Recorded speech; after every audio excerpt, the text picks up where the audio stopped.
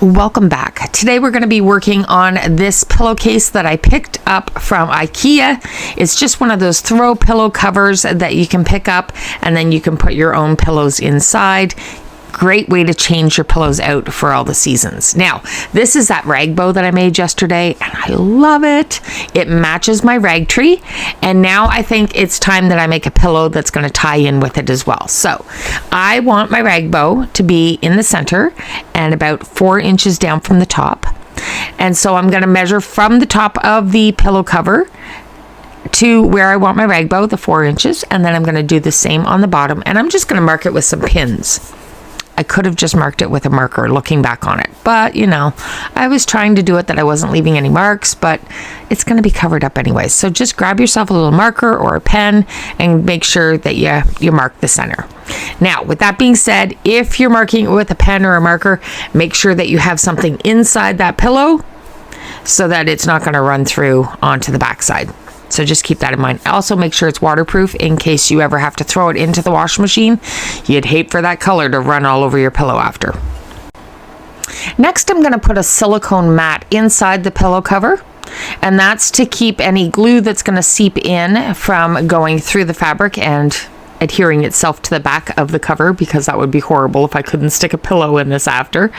If you don't have one of these silicone mats, that's okay. You can find them on Amazon. The link is in the description, but you could also just use a piece of cardboard and cover it up with some cling wrap or some saran wrap, maybe even wax paper would work. Just something that so that the glue isn't going to penetrate all the way through. And now I've picked up this really cute doily. It's vintage, it's old, and it's stained from the Salvation Army, and I'm going to give it some new life. So you can see in the center of this doily, there's kind of a circle pattern, and then it changes. That line there, the change in the stitches, I'm going to cut that away. So we're going to cut that center piece right out of this doily. Now with this project, we are going to use all of this doily. Sometimes I would be saving that center piece for something else, but in this case, we're going to use it all. How many of you have created with doilies before? Have you torn them apart and used them for other things? This is becoming something that I'm really enjoying doing, and I really like how it just gives me that homey feeling. My grandmother used to have tons of crocheted things in her home, so I wouldn't cut up hers. I have those all nicely put away and used on special occasions, but the ones that I buy in thrift stores still gives me that same warm feeling. So now that I've cut that center out, I'm just doing a slit along the side just so I can open it up so it's more like a ruffle or a ribbon, and I can kind of see what I'm working with. So I'm guesstimating how big I want this. It's going to be a personal choice. I don't know exactly how long I made it. It's just a personal choice on how big you want that ruffle to be there, okay? And then I'm going to grab some fabric tack. Boy, this stuff is sticky. So I'm going to put a little dollop just in the very center, and it's going to hold it in place while I maneuver my two sides into place. So folding my little ruffle in half, pressing it down into the glue,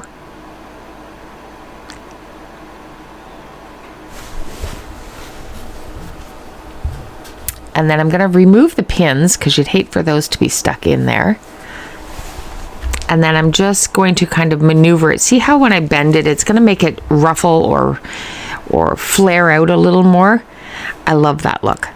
So we're going to put down that piece of cardboard that was off the wrapper just so that I don't get glue all over the place. And I'm going to put a bead of glue along the edge.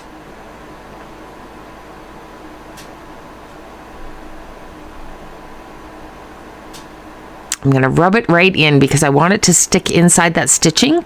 Remember, I've cut this away from another bigger piece, so I'd hate for this to unravel later on, especially when it's going through the laundry. So if you stick a bead of glue along it and rub it into the stitching, that's going to stop it all from fraying and falling apart. It's also got it all wet and tacky so that it'll hold it in place. 2 birds, 1 stone. And then we're just going to press that down into place. Now, how many of you remember back in school when you were bored in school? The teachers were jabbering on trying to teach us something and we were bored. So we were taking glue and sticking it on our fingers and peeling it and all that fun stuff. Yeah, this is one of those projects. Afterwards, I had so much glue on my fingers. Kind of takes you back. Now they're allowed to play with fidget spinners and stuff. Back in the day, oh my goodness, if we brought toys like that to school, I think they would have taken them away from us. All right, now we're just going to pull this down into place and kind of gather it where we want and then tack it down. And that is the bottom layer of our shabby chic Christmas tree. So next we're going to grab some of that green plaid that was tea stained that we used for the rag bow, but we also used for our original piece, the marvelous rag tree. I hope you guys watched that video. It is so good and so easy to make. Oh my gosh. It's got to be one of my favorite Christmas pieces. Okay, so what I did here is I figured out how long I needed it to fit precisely on the tree. And then I knew I wanted to gather it, so I'm going to give it an extra half. Does that make sense? So I folded it over, and then I folded it over again, and that's where I snipped, and that gave me 1.5 lengths of what I really need. Now I'm going to take a needle and thread. It's not really sewing, so don't panic. It's okay. We're just doing a running stitch. And basically all that is you're going to take the needle and weave it up and down through that top of the fabric. I'm going about 2 of those little squares down just because if you do it too high up and you go to pull it, it might unravel and your thread might just come right out. So I'm going 2 squares down. So it's not very far down. It's just like, I don't know, the tiniest little bit. But anyways, I'm babbling. So we're going to do this little running stitch back and forth and back and forth and back and forth. Really easy. There we go. Now, once that we've got that done, we're just going to snip off our little needle and set that aside. And I'm going to find the center piece of my plaid fabric. So I'm folding it in half. I'm not going to pull it too tight because I didn't leave enough thread. I'd hate to lose my thread. So just kind of loosely finding my halfway mark. And then I'm going to go in with that fabric tack again. And we're going to do a little dollop of glue in the center. Deciding where the center of the tree is and where the center of my fabric is. That was a pretty good guess, wasn't it? You'd almost think I've done this before. All right, let's give that a little squeeze. I don't know if it's just this bottle or if it's all fabric tack, but it's really sticky and fairly thick. I'm having a hard time squeezing it out of the bottle. Okay, so I've got a little dollop down there, and I want to make sure that I gather this. So I've pressed my center in, I'm gathering up my other side, and then I'm going to tack down that corner.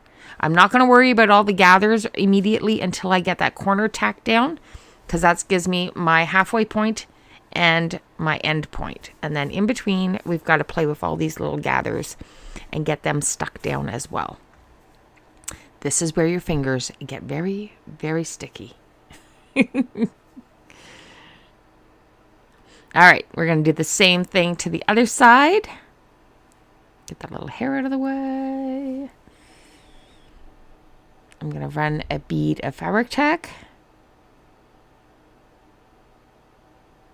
Perfect. I'm going to try and find that thread and just kind of gather it a little bit.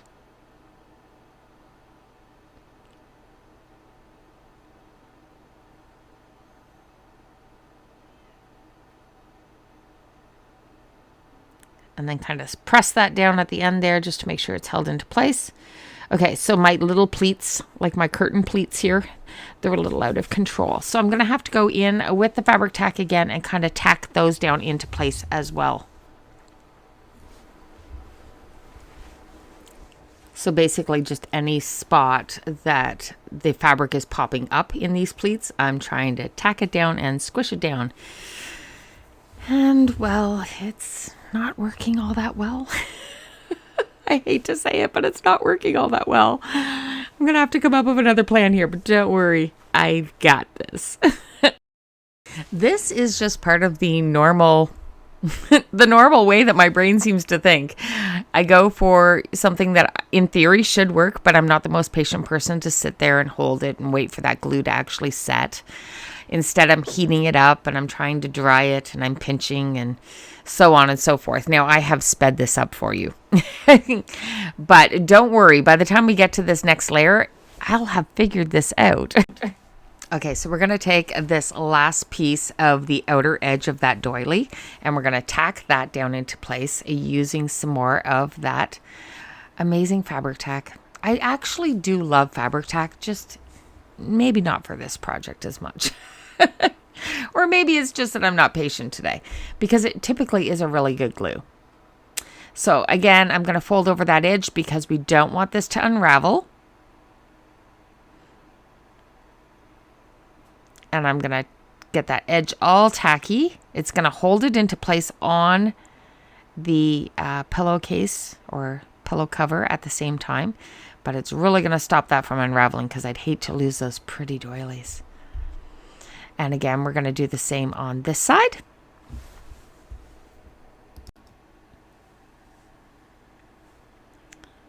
A little line of glue, tack it into place, and then make sure to fold over that edge onto a piece of cardboard or, you know, some sort of scrap. And then we're going to put down a bead of glue again there and tack that into place.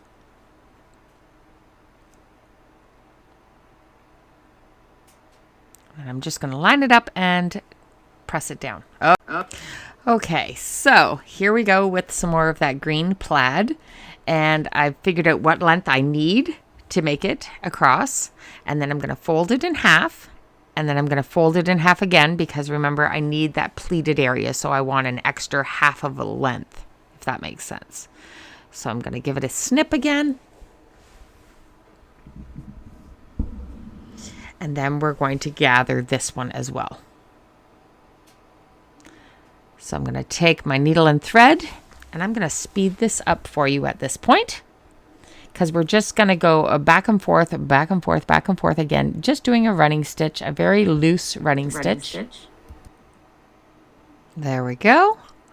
And then pull that through so that you have lots of thread there. I'm going to snip off that needle and set that aside.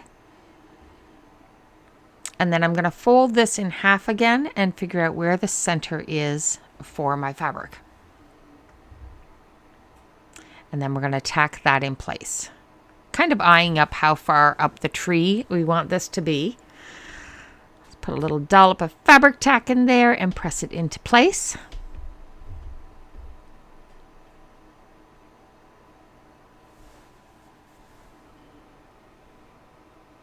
Now, while I'm doing this, I'm actually racking my brain as to there's got to be a better way. But it hasn't hit me yet. So I'm just going to speed this along. And you can watch as I fumble my way through gathering this and still racking my brain of there's got to be a better way. And there is. And I do come up with it. I'm just a little slow at thinking it today, I guess. So I'm gathering and I'm frustrated and I'm like, never mind. I know exactly what I need. It's the hot glue gun. Why didn't I think of this before? Up until a couple months back, I didn't even own fabric tack. I would have been using my Surebonder glue gun with the fabric glue sticks. The only reason I changed was because I had burnt my fingers too many times. So here I go. I'm adding a bead of glue. And then I'm going to tack down that corner after I do a little gather. I'm going to tack it down into place. Just keep in mind, it's really hot. But it grabs it instantly. I really got to say, the Surebonder glue gun. And the Surebonder glue for fabric is definitely the way to go on this one. Especially if you're low on patience like I am. So I'm going to snip any of these loose threads. I guess I'm just kind of shocked that it didn't come to me sooner. But we all have those days, right? Okay, so I don't have any more of that same pattern, right, from that doily, but I can use this section here. So I'm taking that centerpiece and I'm going to cut to the center dot or hole. And then we can just kind of shape it out. See, like this? It's going to look good. It might not be perfect, but it's going to look good. Perfection isn't really part of the shabby chic rustic look, though. That's how I feel. So I'm going to do a bead of glue there. I also, because I'm impatient, I haven't let my glue gun heat up to its full potential. I'm just going to add that. And so I've tacked it down, and then I realized, oh my gosh, do you see these big spots that are kind of missing in the tree? That's not going to work. So it's a good thing in this case that I didn't let it heat up to its full potential, because now it's easy to peel off. And yes, most people, when they're making YouTube videos, would edit all this out. They really would. They wouldn't show you all this stuff. I could have easily clipped it and moved along, and I was a perfect crafter. But I want you to understand that not everything just comes easy to people. It's usually a lot of editing. Or at least in my case, I'm relatable, right? That's how I see it. Okay, so I moved it down some. It's covering up those corners much better. I still don't like that it's kind of like a little blunt in there. So I'm going to fold it back, put a little dollop of hot glue in there because it works so much faster. And I'm going to kind of pinch that in a little more. Just like that. It's just going to give it a little more of an angle in my tree. And again, do it on the other side. Let me know in the comments, though, does that frustrate you?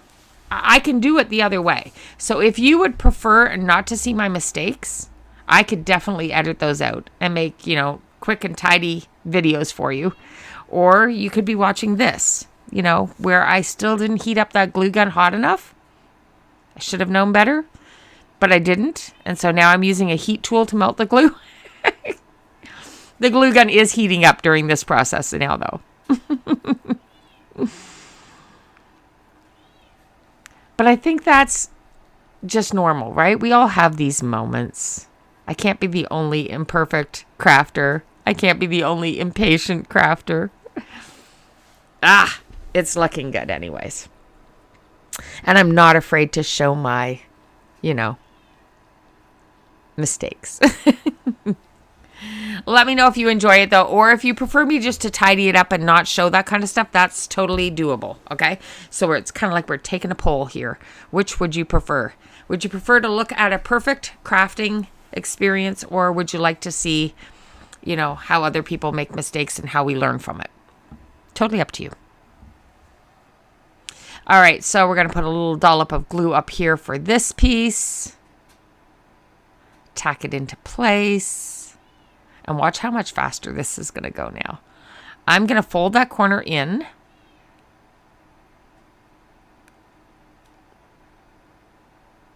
Just like that. Tack it right in there.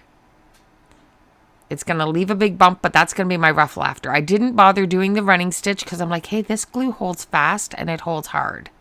So I can totally skip that other step.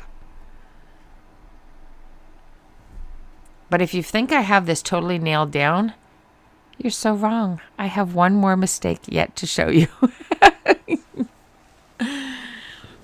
Rome wasn't made in a day, and neither was Angie's Craft. Actually, this was made in less than an hour. But,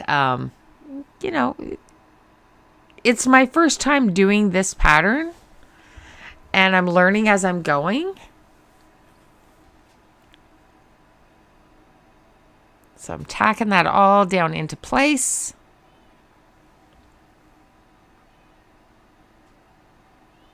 Look how much easier that was, except for the fact I can barely see my doily there. It's enough to make you want to scream. No, it's not, because I can just pull it off if I'm quick enough before that glue really sets in there. Now, unfortunately, because that glue was really hot, I'm not going to be able to peel that out of the fabric. It is set right in there. But this next part of the tree is going to cover it up. Nobody needs to know. So we're going to do this all over again real quick. I'm going to speed this up for you. Ta-da! It looks awesome. And nobody needs to know about the struggle that I had, right? It's our little secret. I'm trusting you. All right, so let's take some more of that Sherbonder hot glue. And I'm going to put a good size amount in the center of my bow. Now, it's not dead center. I'm kind of going out, you know, a good size, but the size of a toonie. Now, if you're not from Canada, a toonie is maybe about an inch and a quarter. It's a good size coin. I want a good amount. And the reason is I want to make sure that this is going to hold it, because the grandbabies are going to throw this pillow around. They're going to jump on it. It's going to get stuff put on it that it's going to need to go in the laundry.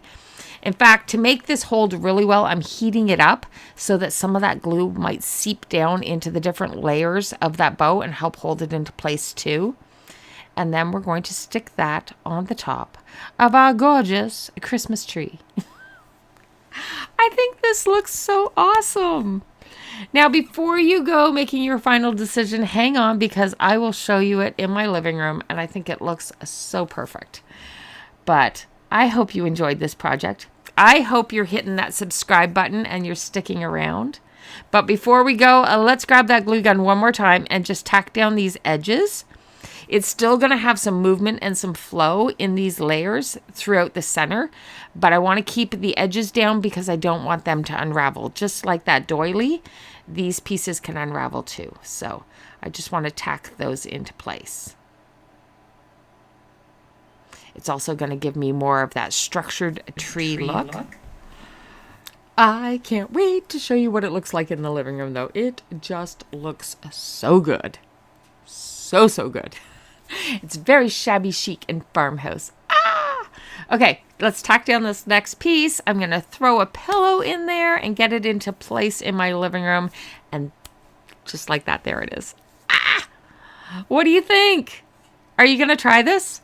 Look at my rag tree in the background, the little doily thing that's on the end table. It looks so good together. I'm so excited. Thank you so much for watching. And please subscribe.